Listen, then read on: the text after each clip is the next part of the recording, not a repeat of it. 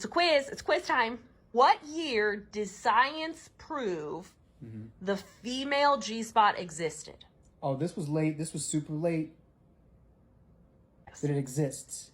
1980. No, they've never proven it. They've never been able to prove it. Self-reports only. Oh my God. Okay. They've dissected cadavers and such like that, and they claim such a structure has not ever been proven to exist. Well, whatever makes male doctors feel better about Not never finding having it. found it. Oh God, they couldn't even find it after. You open up a cadaver and can't find it. Gosh, poor whites. Yeah. Okay. What year was the Clitosaurus finally fully mapped? Oh, it was like 2004. Oh, actually, you're really close. 2005. I was gonna say 5, but it didn't Yeah. feel right, and I said 4. Yeah. I'm gonna count that as A female doctor win. came through for us. Yeah, thank goodness. Fully mapped it. Found out it's the tip of the iceberg. You can only see 10% of it.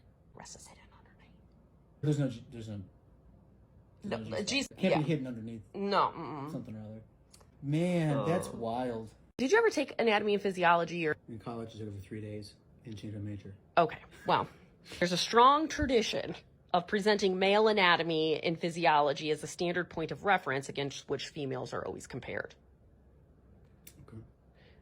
You can see this too, obviously, in clinical research, drug development. We've talked about that before, how males outnumber women significantly.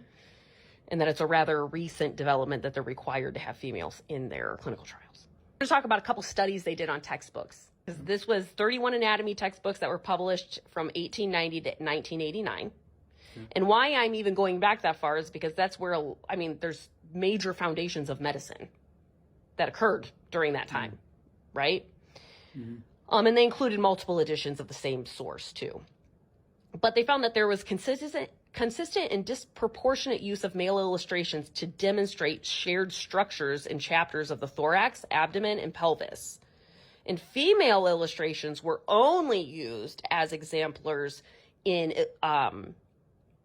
when talking about the differences between the bony part of a male pelvis versus a female pelvis.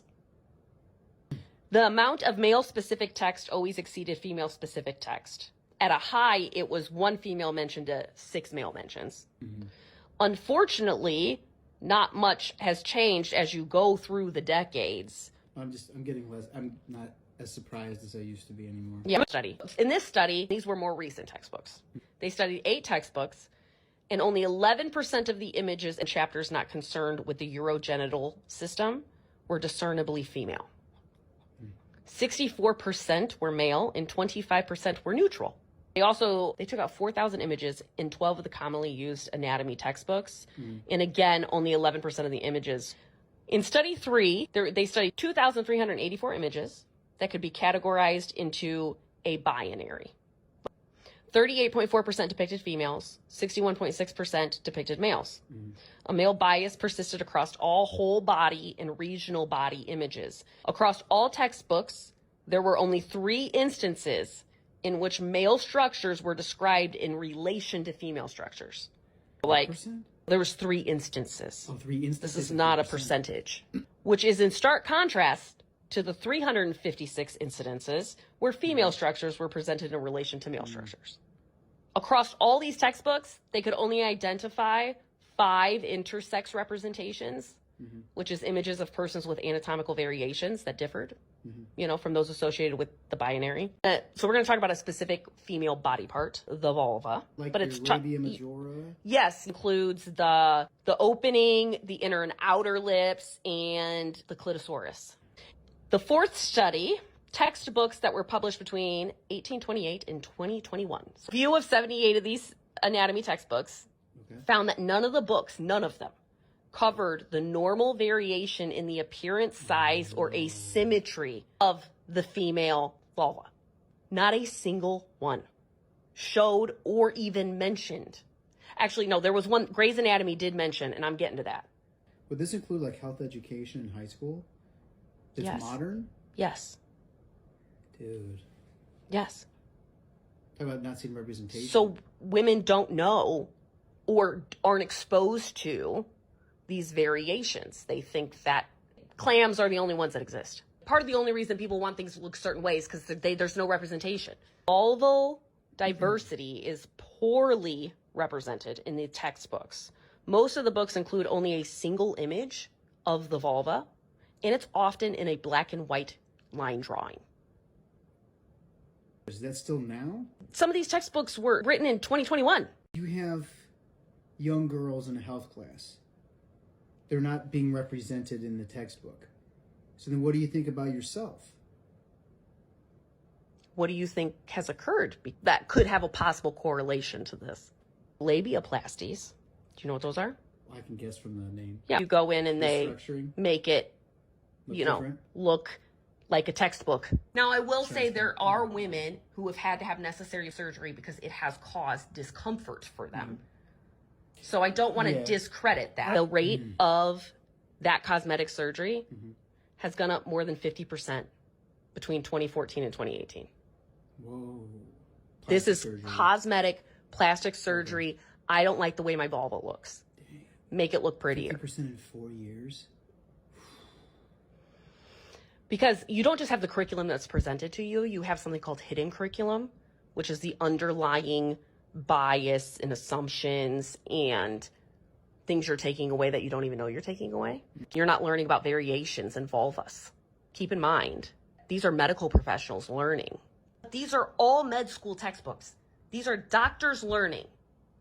That seems really ridiculous and like very foolish if you want to be really well educated to deal with any patient. So some of the current textbooks do feature images or photographs in which the inner labia protrude beyond the outer.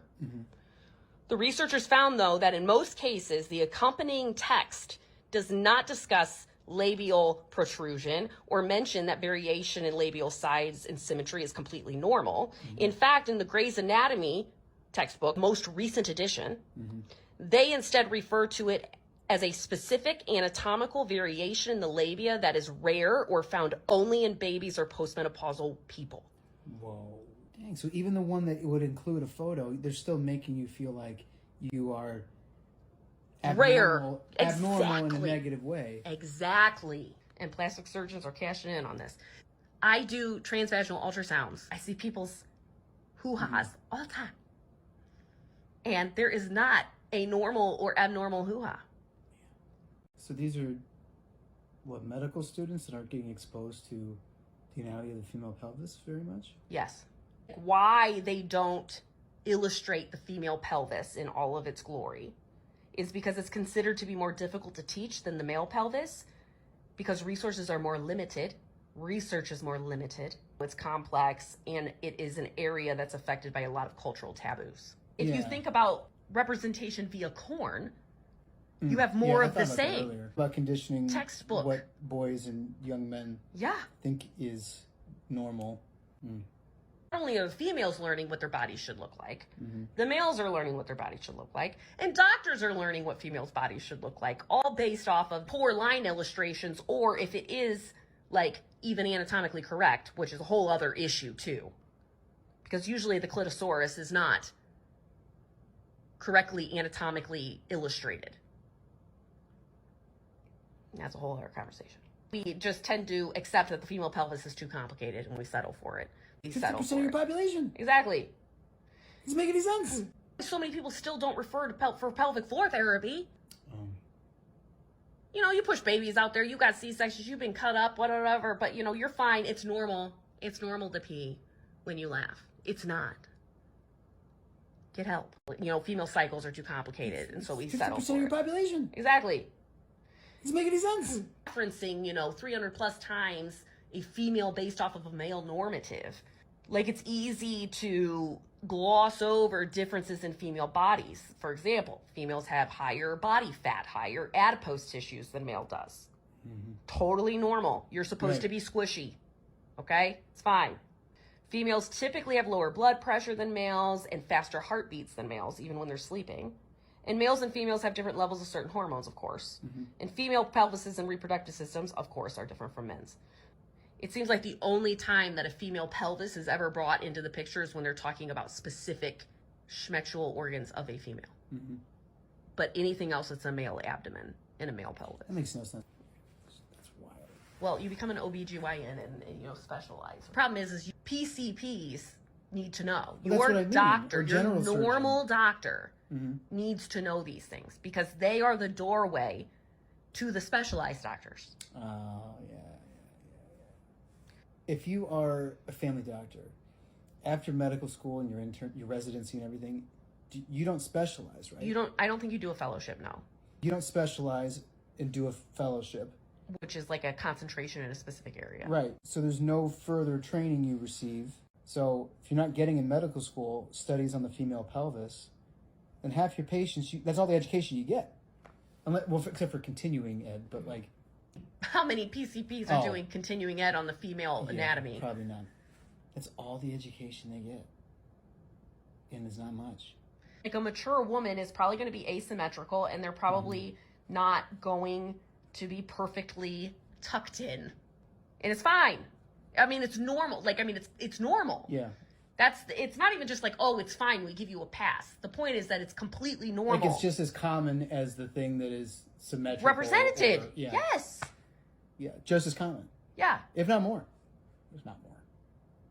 No, oh yeah. Then you got women removing all hair, because that, of course, isn't represented. And parts of their anatomy to make it look juvenile. Yeah. Gosh, the complexes that are developed, I can only imagine. Imagine like the anxiety before having like an intimate encounter with a partner for a first time. Yeah, right. If you don't think you are quote unquote normal. Man. Forget all the other stuff you would probably be nervous about with a new partner. But just that. And then all the other stuff. Imagine the complexes guys develop over size. And that's just one criteria. Yeah. Versus that's just one. A plethora of criteria. Yes. Feeling like it needs to look a certain way or they're not going to be as attractive. This is why we're diagnosed with anxiety. That's all the more reason to go to a female doctor if you're a woman.